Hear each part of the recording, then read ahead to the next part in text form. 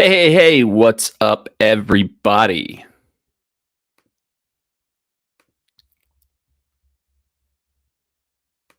It's Uncle Mad, live on a Friday night. Lot to talk about. Lots been going on, especially in the world of Nashville SC. It's taken over the channel pretty much this time of year. So, what better thing to chat about? Do want to take a moment to say if you don't feel like sitting through the live stream or if you're watching this on replay, I'm once again attempting to record this in audio form as well, and I'll publish it to the podcast feed that can be found on most, if not all, podcast platforms. So, if you're looking for another opportunity to get through my ramblings and incoherent thoughts, there's your other option there that you can go check out. I'm going to try to be a little more organized. Like I gave myself a rundown of what I want to talk about and what order I want to talk about. I kind of wish I knew how to do like the little overlays where I had like the kind of like the rundown displayed. So like if people are jumping in or watching on replay, they can see what specific topic I'm on or something like that. But I can barely turn the camera on. So, you think I'd after like it's been like 4 or 5 years of doing this, I'd be better at it, but nah, I'm just still winging it, still doing my best. But hey, if anybody wants to be my graphic designer for free, I can't pay. I don't make enough money to do anything like that. But hey,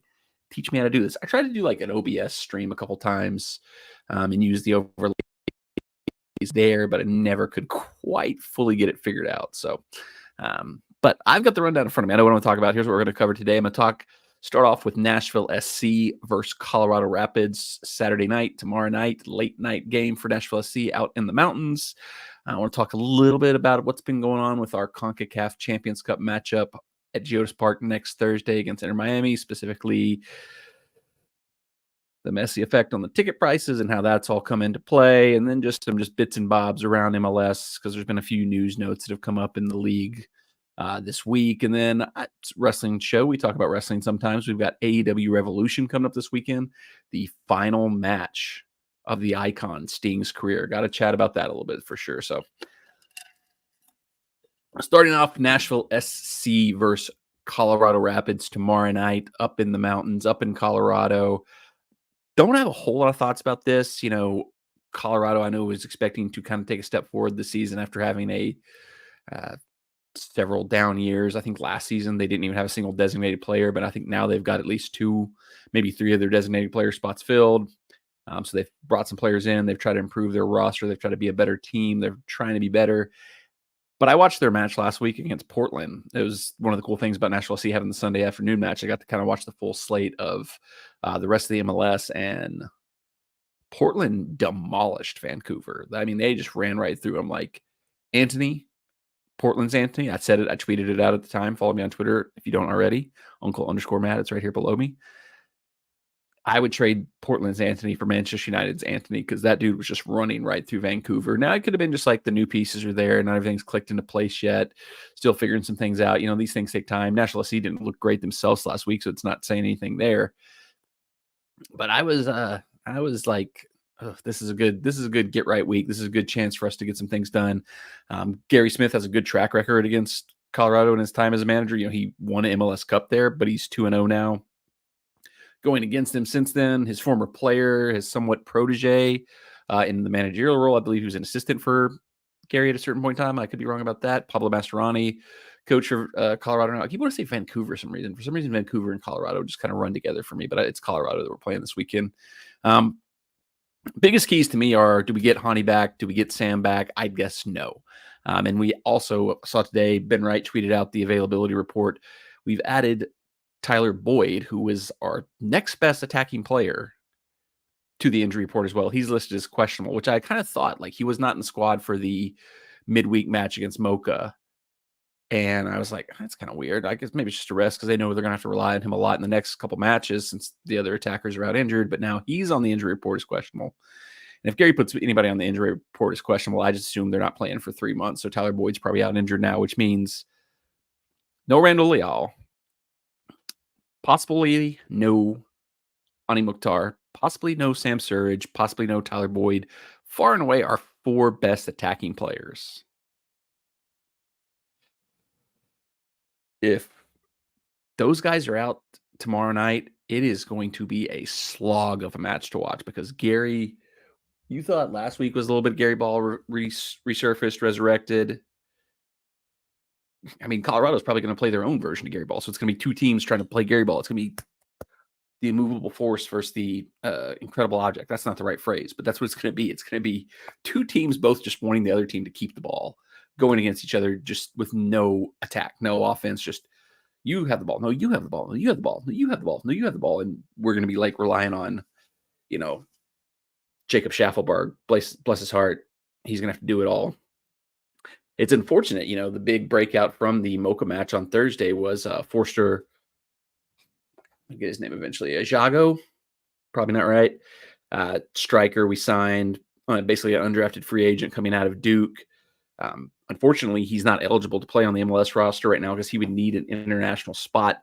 We do not currently have one available, so he won't be available for the game after having his breakout game on Thursday against Mocha. That's unfortunate, and obviously there's things you can do with the roster. We can trade for an international spot. We can, I think if players get green cards who are currently on an international spot, that opens it up. So there's ways to get that to happen, and I kind of had a feeling that maybe what the club was looking at doing was getting into the MLS Next Pro season with Huntsville, letting Forster play down there, letting our other signing from Canada who needs an international spot, Wubens Pacheas, probably mispronouncing his name, let them get some play time down there, kind of figure out if one of them was the best option, and then figure out how to get one of them on the roster with an international spot. But not going to happen in time for the match tomorrow, so it's going to be Teal Bunbury time. There was a interesting article on Broadway Sports Media from the Nashville SC Stats Twitter account. He's writing for them now. He's done some great stuff on there. He's got some great analysis on there. Basically wrote an article about how, it's not popular, it's not, pretty, but, Teal plays an important role. He does an important job for Nashville SC and the things he does. And it's a really well-written article, really great points all around. And some other people, and I would agree with, rightly pointed out, it's not so much that, Teal doesn't play a role, that Teal doesn't have a job to do, but if that's what you want, if that's what you're wanting out of your striker, if that's how you're setting up, is that you want your striker to just kind of be a hold-up player, a guy who can win duels, a guy who can maybe have other players run off of him and never score goals, you're maybe not setting your team up the best way. And that's maybe a criticism you could lob at Gary Smith, is if we're still relying on Teal Bunbury at this point in time, as a top tier first choice striker, which he's not supposed to be first choice, obviously, but with Sam Surridge injured, that's where we're at. It's a bad spot to be in. If Teal Bunbury was a plan B coming off the bench that we threw in there to win balls late in the game for, he flicks it on, Hani, Sam Surridge, Randall Leal, Tyler Boyd. These guys are running off Teal Bunbury. That's a great option to have. It kind of reminds me of what we, as a Manchester United fan, Marouane Fellaini, horrible player. You never want to see him start a game. If he was starting, you had a bad feeling you're probably going to lose. But him coming off the bench late in the game and just throwing him up top like a big dude who can flick balls on, who can win balls in the air, who can get you an extra possession if he just wins a duel, that's an asset to have late in the game you're chasing. You never necessarily want a player like that to be your first choice player, a player that's in the starting lineup. So if Teal's like an auxiliary forward that we bring in certain situations, that's great. As now having to be our starting striker until Sam Surridge is coming back, that proves we left a huge hole in the roster when we did not, find another striker. And there's opportunities beyond Forster, beyond Wubin Pacheas. The primary transfer window for MLS, I believe, is open until mid-April.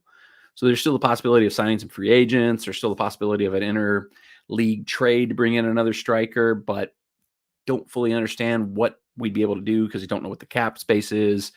Don't know what we have, Gam, Tam, Wham, Bam, whatever we got available there, but just, not a whole lot of opportunities to make any changes, bringing in, but, there's possibilities. So we'll see if it's Teal Bunbury starting with Alex Muil and Jacob Schaffelberg on the wings. Like I said, it's going to be a slog. That's what I would expect. I don't think, Gary is often slow-played players come back from injury, and I think especially this early in the season, with big match coming up next Thursday against Inter Miami, with, lots of schedule fixtures coming up. Beyond that, I don't see Gary rushing any players back. So I would be surprised if we saw Hani Mukhtar. I'd be surprised if we saw Sam Surridge.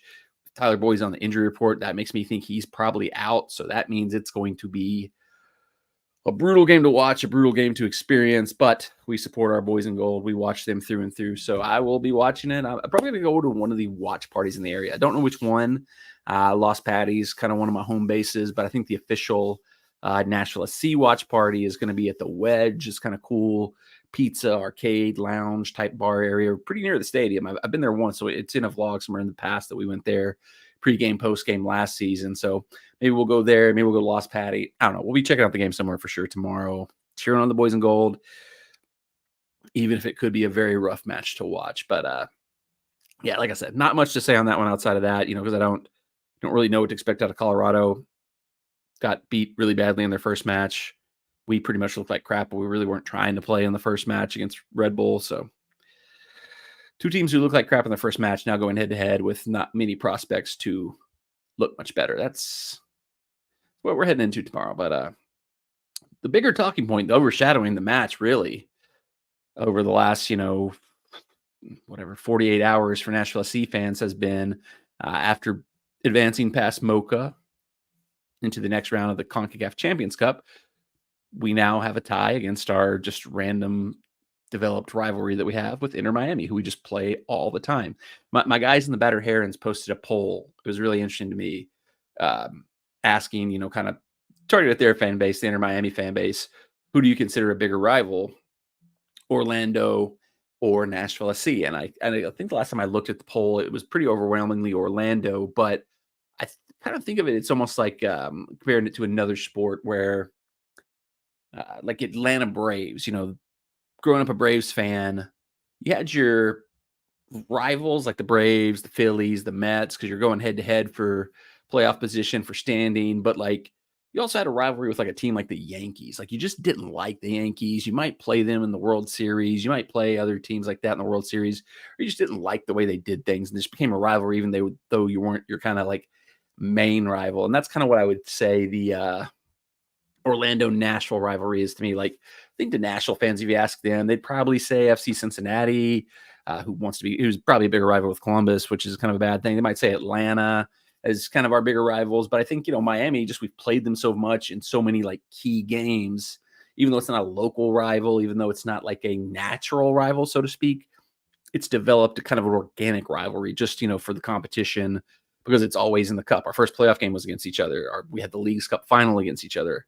And now we're playing again here in the CONCACAF Champions Cup. So it's just a recurring thing. We keep coming up against each other in like key matches. Came into the league the same season, so we kind of have the same origin story, in that regard. So there's a lot of natural ties there, even though it's not the most like organic, local, regional rival. Although, I mean, like, Miami's southeast. I mean, it's not like, it's kind of like in England. Like, to me, growing up, as a Manchester United fan, a lot of my years, I was more feeling like we were rivals with Chelsea because they were the team we were always going head to head with for the titles during that era, but older Manchester United fans, it's all about Liverpool.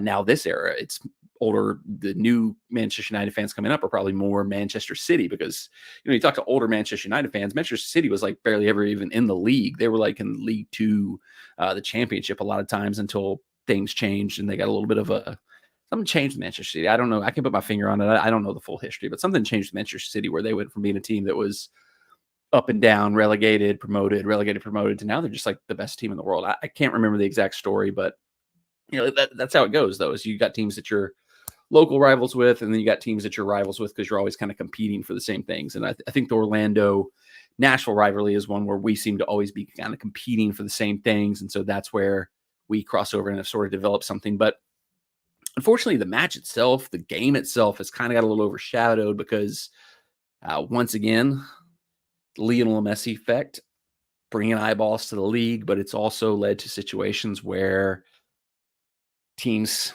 franchises, MLS themselves see the opportunity to capitalize on it, make more money, and we had price gouging on the tickets. Now, here's what happened. If you watched my game day vlog from Wednesday night's match against Mocha, I live on that vlog after we got home from the game, saw what my ticket price was. If you watch back that vlog, I wasn't too upset about it. It kind of, if anything, I was probably a little bit like happy because like I was surprised that my ticket price was not as insanely price gouged as I expected. My tickets normally at Nashville SC games are about $40, something more in that range a game. Um, and the ticket price, if I wanted to buy my ticket to the Mocha game next Thursday, the Inter Miami game next Thursday, was going to be, I believe, like $267, and they were going to waive fees if you bought it in the early window, so wouldn't have to add the extra like $120 Ticketmaster slaps on there. And so I was like, well, I'm not going to pay $267 for a ticket because also next Thursday, I'm currently scheduled to ref a soccer game myself. So currently I'm not available to even go to the game. There's always weather possibilities. Things could change where that game gets canceled and I'm open to go, but certainly did not want to spend $200+ on what's normally a $40 ticket for a game I can't even go to. I had a few people that reached out to me on social media and in the chat of some of the YouTube videos saying, hey, I'll take the ticket off your hands if you don't want it. I decided not to buy because I think I kind of thought like they might have like overpriced it and like the get in price might end up being cheaper. So I didn't want to like pay $260 and then like want somebody to give me $260 to get the ticket when they could probably get in for cheaper. And I was just kind of like, whatever, it is what it is. I expected it. I wasn't surprised by it. I saw it coming. I'm, try to be a realist about these things. I'm never shocked when teams choose money over, sporting reasons or, put money ahead of like what's best for the fans. That stuff never shocks me. I'm never surprised by it. I try to always keep a good spin on it because if you just get angry about everything, if you just constantly every time things don't go your way with your teams, it's miserable enough being a sports fan, but you got to pick and choose your battles in my mind. So I try to be that way. So I was like, it sucks. It's more expensive than I can afford. It's a game I might not be able to go to either way, so it doesn't really matter. I'll let it go, kind of let it go, passed it by, let it move on. And then today we had a 3-hour or so window where they opened up a pre-sale for the rest of the stadium. If you didn't buy your tickets or if you wanted to get additional tickets, season ticket members could kind of go in and pick whatever seat they wanted. If they didn't want their own seats, if you wanted to move somewhere else, you could do that. We had about a 3-4 hour ticket window before the general on sale to the public where you could still do that. So I just decided, well, let me hop on there, just kind of see what the other kind of range was. Cause I only knew my seat. I only knew what the price was on my seat.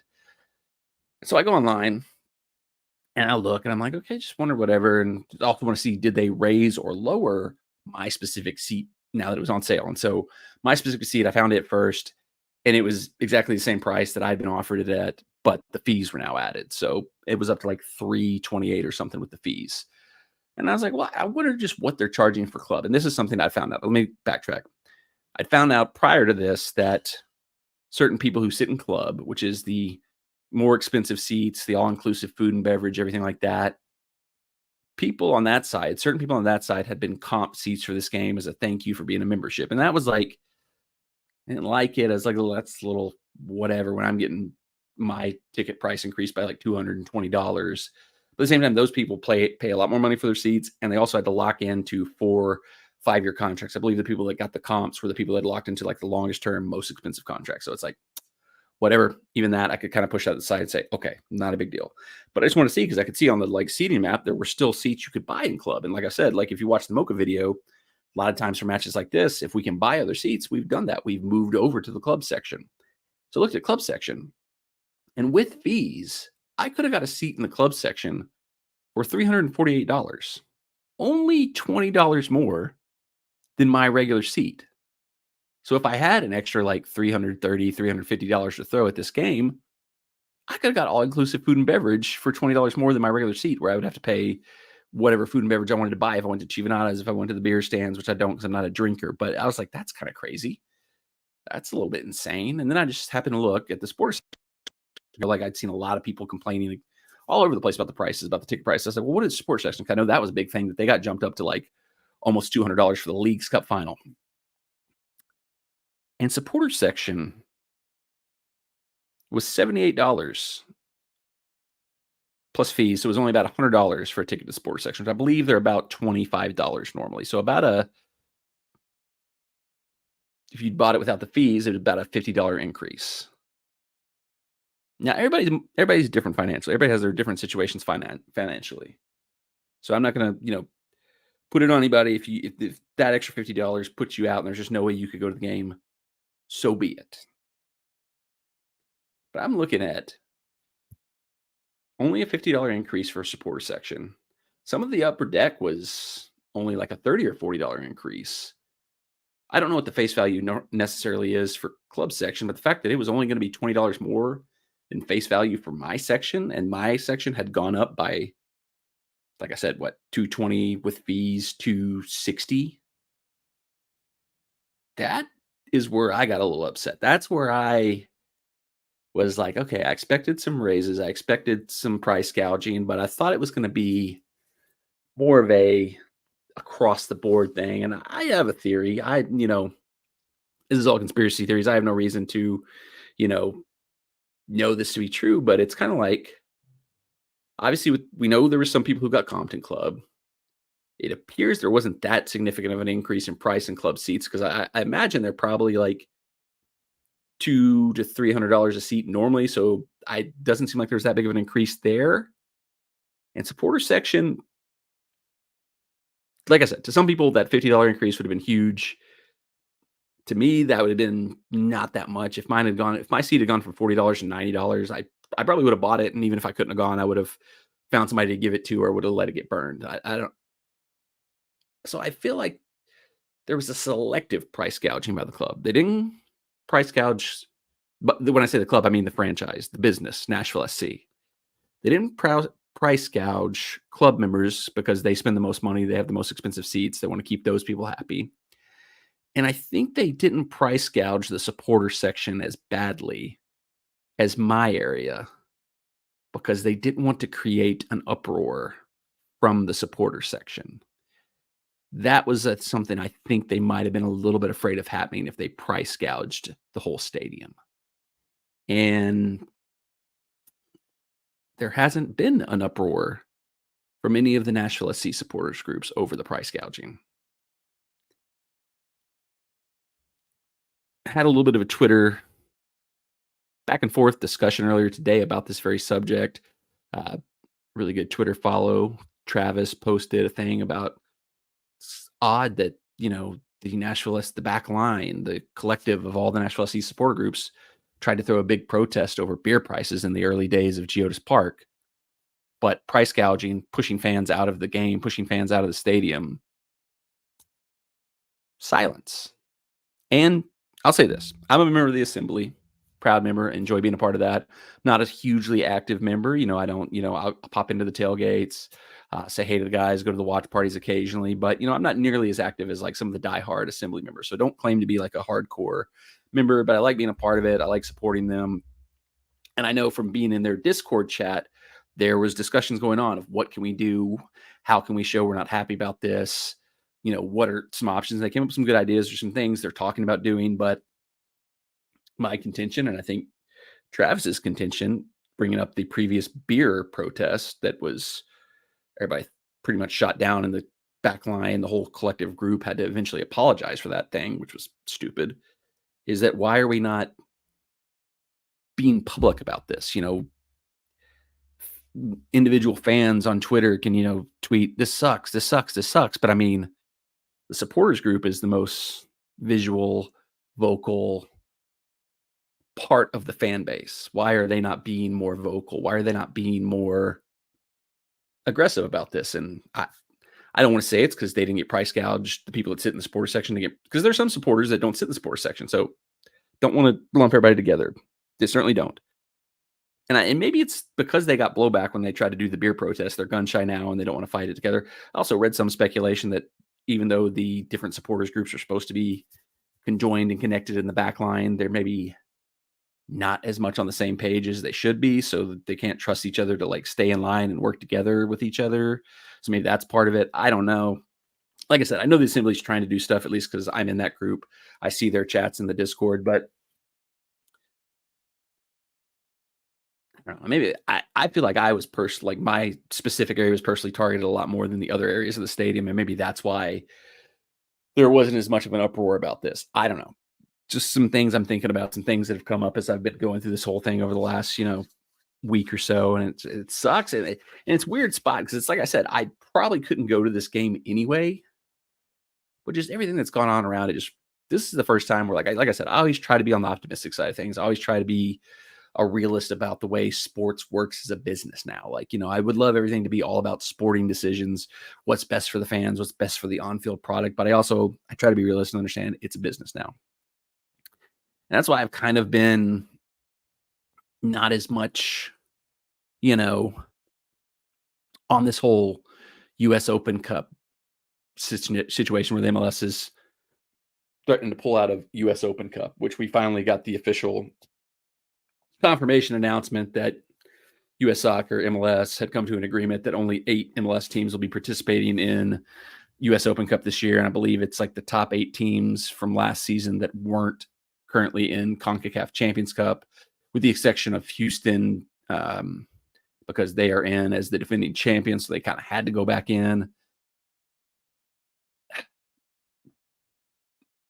There's been a lot of vocal stuff about the US Open Cup, protest the teams, cancel your season tickets over the US Open Cup, blah, blah, blah, blah, blah, protest Leagues Cup over the US Open Cup. And I'm just like, I don't know, maybe because the US Open Cup, just that part doesn't affect me. Maybe it's because I'm affected more by the price gouging on the tickets to the Inter Miami game. But I mean, it's kind of to the nutshell. The Inter Miami game, the CONCACAF Champions Cup match, it's a match people want to see. It's a match people want to go to. There's a reason they're price gouging on that. And there's a reason they don't want to do the US Open Cup, is because not enough has been done to make the US Open Cup a thing people want to see. It's a sticky situation. It sucks all around. It pisses me off. I don't want to talk about this stuff. I want to talk about the on-the-field product. I want to watch the team. I want to see the team play well and do good things. I want to talk about this off-the-field bull crap all the time that sucks.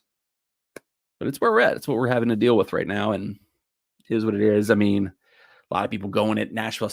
People were going harder at Nashville SC and even Huntsville. Like, Huntsville hasn't any control over anything. Our MLS Next Pro team, who's not in the US Open Cup either.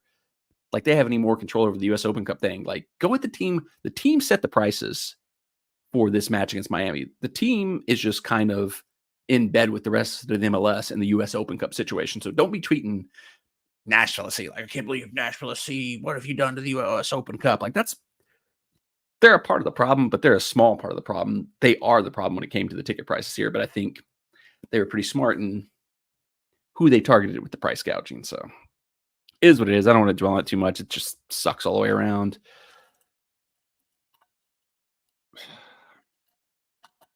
There's some people who are like posting like other matches from this round of the CONCACAF Champions Cup and being like, look, none of the other teams are doing this. None of the other teams are doing this. None of the other teams are playing Miami.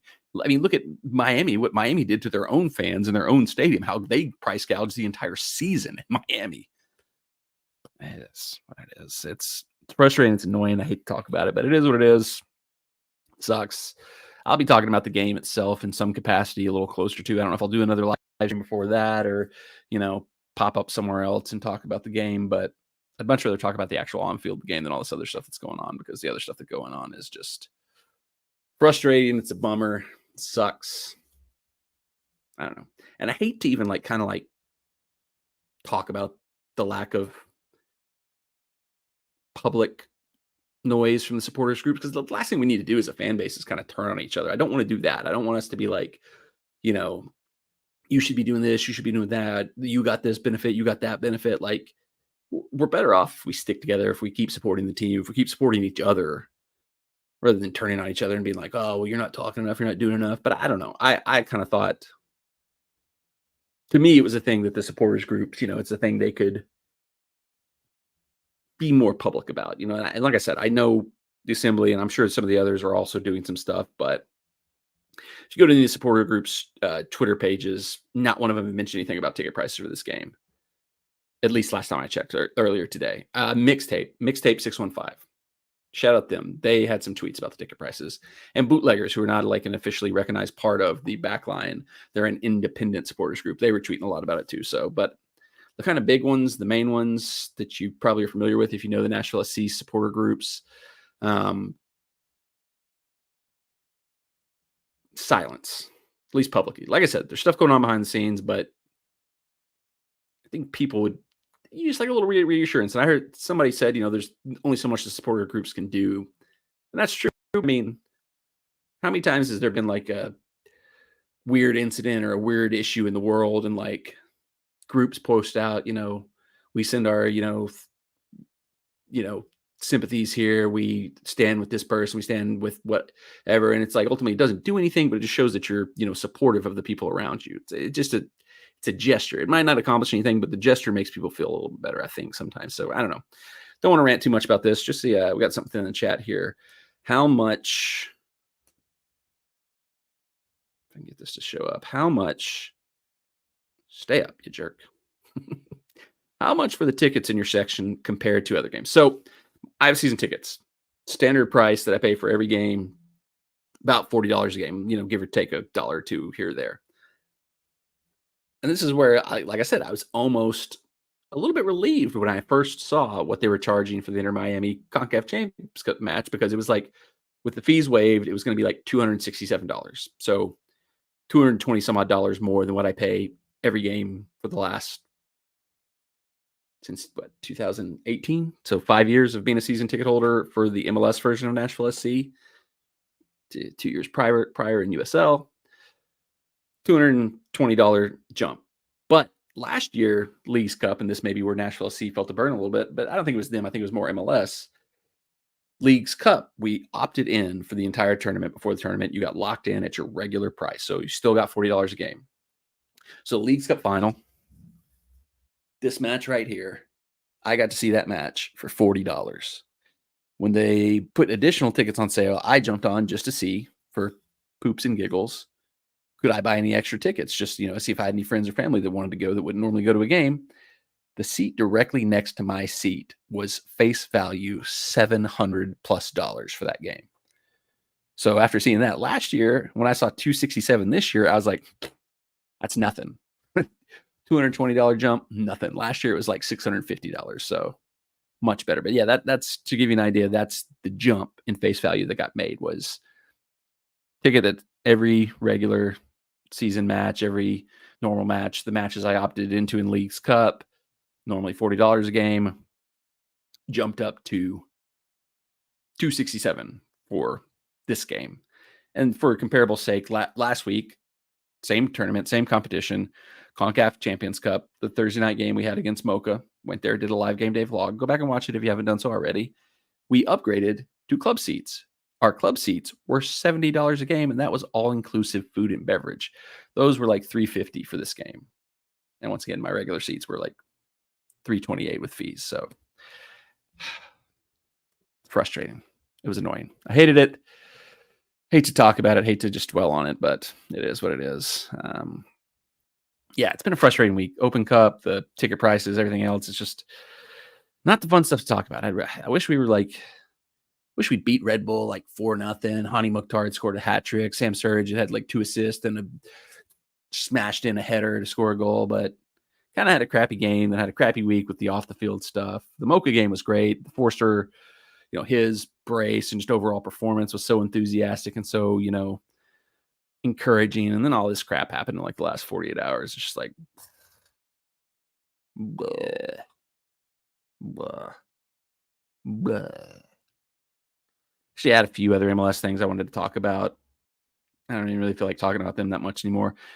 Carlos Vela signed with San Jose Earthquakes, or he's in the process of signing with them, which I found that a little bit funny, just because I think in my season preview, when I was talking about how I wish I still need to get better about knowing the overall league, I think I used San Jose Earthquakes specifically as a team that I couldn't name a single player on. And now they signed a player who's been one of the better players in the league for the last few years, playing for LAFC, one of the most prominent teams. So I thought that was kind of funny, but I'm going to drop it there. I don't want to talk about any more MLS stuff. Let me scroll through my notes. I wrote down some notes to see if there's anything else I wanted to talk about. Is there anything else? Oh, I do want to say this about the U.S. Open Cup. I retweeted Chattanooga Football Club posted an announcement after the news of what the U.S. Open Cup was going to be coming out, that on March 19th, 6 o'clock, Finley Stadium in Chattanooga, they're hosting Miami United in a U.S. Open Cup first round match. And I said this is the problem with the U.S. Open Cup. The reason MLS has a problem with it is they don't see it being financially viable enough to continue to participate in it. And I can understand that. I can completely understand that. Going to the U.S. Open Cup matches at Geos Park, it's the least attended stuff we see. You could blame the team, the league somewhat for not promoting it enough, but I don't think there's enough interest in it. People don't care enough about going to those matches. And if fans cared more to actually go, money is what speaks. You can protest by not going to the matches. You can protest by spending money and showing people you want to see these matches. So I tweeted, we're not going to get the opportunity to do this for Nashville SC this season because we're not going to be in the US Open Cup. But, Nashville fans, Chattanooga fans, Middle Tennessee fans, go to this Chattanooga Football Club match. Make this match a sellout. I tweeted, would be pretty cool show of support for the US Open Cup if this was a sellout. That's the way to do it. You want, MLS to be more invested. You want US Soccer, who I think is just as big a villain in the US Open Cup situation as MLS, if not more so. Sell some of these lower league matches up. Go support these games. Show people that people care about the US Open Cup. Speak with your wallet. That's what MLS, that's what sports business is about. That's what they listen to. It sucks. Is it right? Should we be like this great historical competition that's been a part of soccer in the US for over 100 years should be important on a sporting merit? Yes. Is that how the real world works? Unfortunately, no. So if you're, in Middle Tennessee, if you're in Chattanooga, if you're in, upper part of Georgia, if you can get to this match on I think it's a Thursday night or maybe a Tuesday night. Let me look at the calendar. Hang on. March 19th. It's a Tuesday night. I am working Tuesday and Thursdays. I can't do anything on Tuesdays and Thursdays until May, probably June, actually. But if you can get down to Chattanooga on Tuesday, March 19th, go to this game, sell this game out, show US Soccer, show MLS. People care about the cup. That's how you win. That's how you do stuff. Just a weird thought there. I'll share that thought there. Anything else? Have any other notes I want to talk about? No, I think I've talked enough soccer. It's because it bummed me out. I just don't want to talk about it when it bums me out. I don't want to talk about it when it's fun. Like Manchester United's playing Manchester City this weekend, and I think half United starting lineups out. I don't want to talk about that at all. Talk about something fun. AEW Revolution. So if you're here for the soccer stuff, I'm done with the soccer stuff. Thanks for watching. I'm going to talk a little wrestling right now because we got a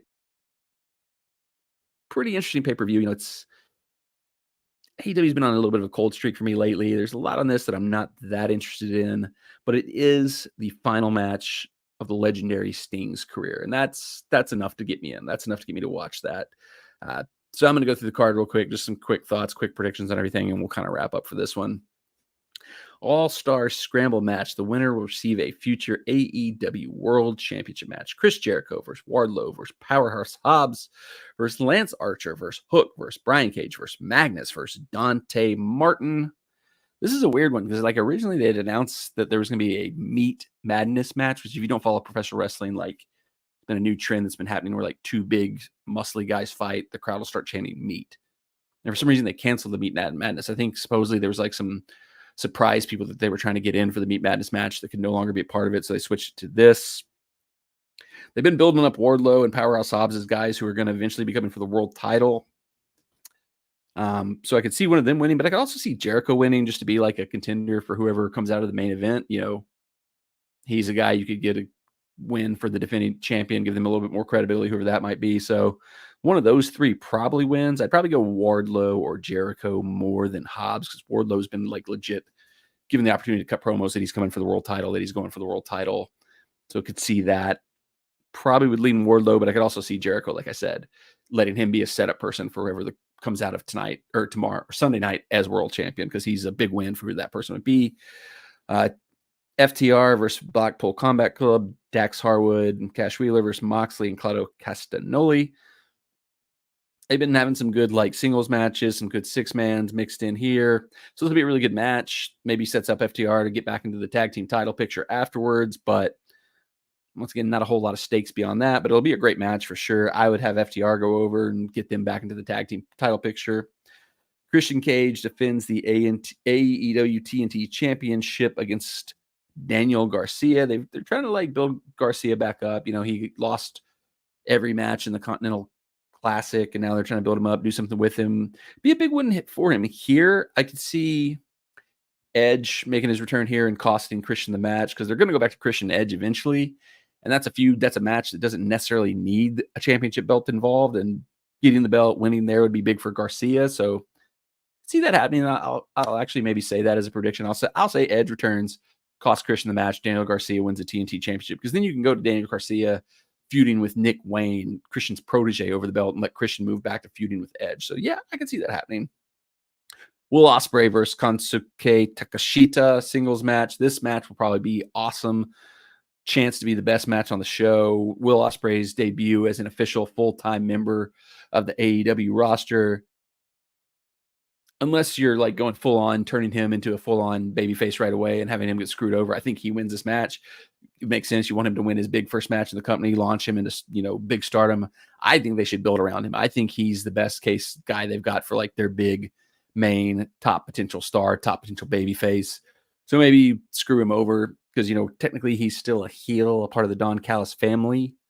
So you could have Don Callis and Takashita screw him over and Takashita win, extend that feud out a little bit more, build through that, build Ospreay up, and then he gets the big return win over Takashita somewhere down the line, and that launches him on to going into the title picture. So I think I'd have Ospreay win, big debut match, set him up there, but I can see the other way too. So we'll see what happens. Eddie Kingston defends the Continental Crown Championship against Bryan Danielson. If Danielson loses, he has to shake Kingston's hand. What a twist that is. It's a little built-in storyline where Danielson hasn't had much respect for Kingston. Has thought he's kind of a slob and not that, great of a wrestler.